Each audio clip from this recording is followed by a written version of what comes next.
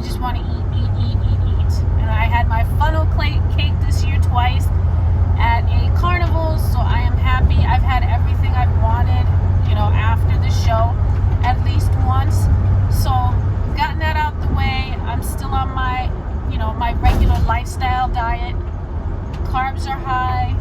I get plenty of food. I still drink my water. I still take my supplements. And everything's doing great. I had gotten, I don't know if I had stated this last time, but I had gotten a secondary coach to facilitate the exercise part of my my plan. So she's been giving me, working with me to build more muscle. Every month she sends me a new program. Mostly it is negative work, a lot of pauses, a lot of negatives, so that would require me to actually lift less weights.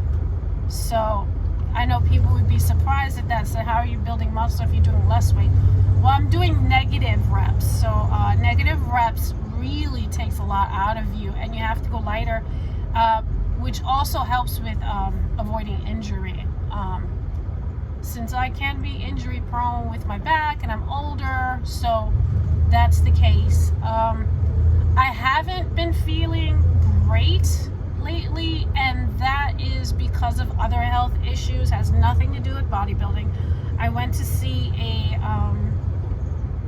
finally a primary doctor. I haven't had one in years, but finally I found one, and lo and behold, this guy is really knowledgeable. He sent me for a slew of tests, one of which has come back positive. It's a ANA titer, T-I-T-E-R, I believe, test, and that's a test for autoimmune diseases, which came back positive. So I already have an autoimmune problem with, I have a thyroid problem. So I had asked him if that was because of that, and he said, no, this is another one. So he sent me to a specialist, and I'm going this week to see and narrow down what autoimmune I can be having, which could be causing a lot of the symptoms that I've been complaining about for months, which is the numbness and the tingling in various parts of my body. Now I have the weirdest knee aches ever in both knees. Usually, if you have a problem with your knee, it's one knee. No, it was exactly at the same time. They both ache when I sit too long, when I stand up, if I have to bend. And I've never had a knee injury. I haven't done any serious squats or deadlifts, anything that would say, hey, yeah, I know why I have knee problems right now. So that could be a joint autoimmune response also. So I'm going to go over this with a rheumatologist this week. I have some other symptoms, but he is also sending me to a cardiologist. He found something in my EKG.